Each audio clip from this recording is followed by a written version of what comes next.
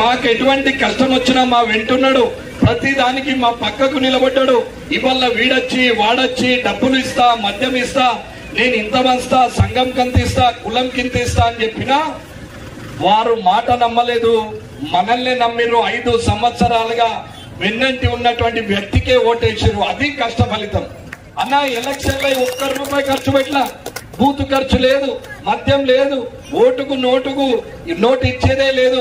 సప్పుడు దాకా మొక్కినాం, అందరికి చెప్పినాం, అమ్మా ఇన్ని రోజులు కష్టపడి మీ ప్రక్కనే నిలబడ్డాం, నమ్మకం ఉంటే మీరు ఆలోచించుకొని పువ్వు గుర్తు కొట్టేయండి, మీ ఇంటికి వచ్చి పని చేయకపోతే అప్పుడు నన్ను గల్లబట్టి అడగండి, అది కూడా మీకు నమ్మకం ఉంటే అని చెప్పినాం. నమ్మిరు. 7,000 ఓట్లతోని కేసీఆర్ ను, 14,000 ఓట్లతోని రేవంత్ రెడ్డిని ఓడగొట్టారు.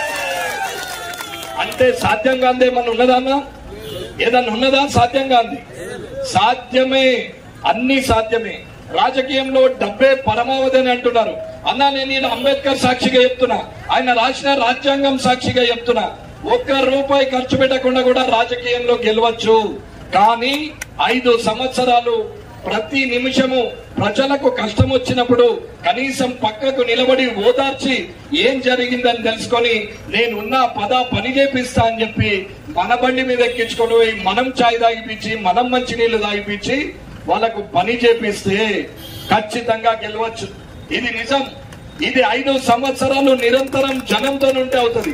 అలాంటి వ్యక్తి నరేంద్ర మోడీ గారు 12 సంవత్సరాలు ముఖ్యమంత్రిగా ఉండి 10 సంవత్సరాలు ప్రధానమంత్రిగా చేసి రానున్న 5 సంవత్సరాల్లో 400 ఎంపీ సీట్లతోని 3వసారి ప్రధానమంత్రి అవుతున్నటువంటి వ్యక్తి నరేంద్ర మోడీ గారు. మరి నరేంద్ర మోడీ గారికి పెద్దపల్లి నుంచి ఎంపీని మనం గెలిపించి పంపిస్తే పని మనకు కాదా? మనం చేసుకోలేమా? ఇది ఒక్కసారి ఆలోచించాలా. దేశాభివృద్ధి కోసం, దేశం కోసం, ధర్మం కోసం ఆయన ఇవల్ల అగ్రగామి దేశమైంది. విశ్వగురు స్థానంలోకి తీసుకొచ్చిండు. వికసిత భారత్ అని పెట్టిండు. అమ్మ వికసిత భారత్ అంటే అందరు ఏంది అని అనుకుంటుండొచ్చు. అభివృద్ధి చెందిన భారతదేశం దాని పేరు. అభివృద్ధి చెందిన భారతదేశం అంటే లైట్లున్నాయి, రోడ్లున్నాయి, అన్ని ఉన్నాయి, మరి ఏమైంది అని అనుకుంటుండొచ్చు.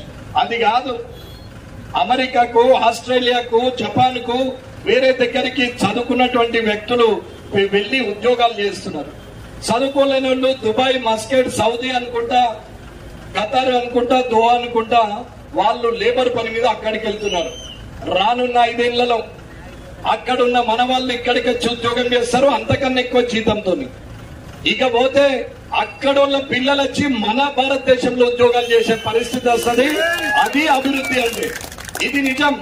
రానున్న కాలంలో ఇప్పుడు 5వ స్థానంలో ఉన్న ఈ భారతదేశం రేపు 1వ స్థానంలో ఉంటది. ఇవాళ నరేంద్ర మోడీ గారు పోతే ఇవాళ రష్యా గాని, అమెరికా గాని, జపాన్ గాని, చైనా గాని రమ్మని ఆహ్వానం పలుకుతున్నారు.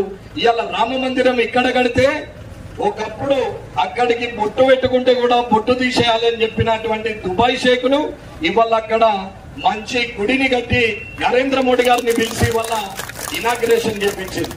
ఇది నరేంద్ర మోడీ గారు.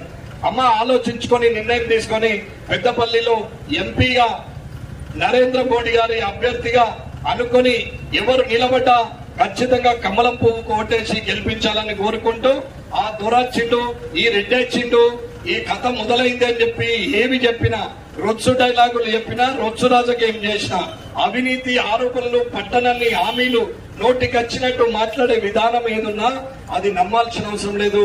నరేంద్ర మోడీ గారిని చూసి నేర్చుకోవాలని చెప్తూ ఈ అవకాశం ఇచ్చిన మా అక్క చెల్లెలకు, అన్నదమ్ములకు అందరికి కూడా ధన్యవాదాలు తెలియజేసుకుంటూ జై భారత్, జై మోడీ.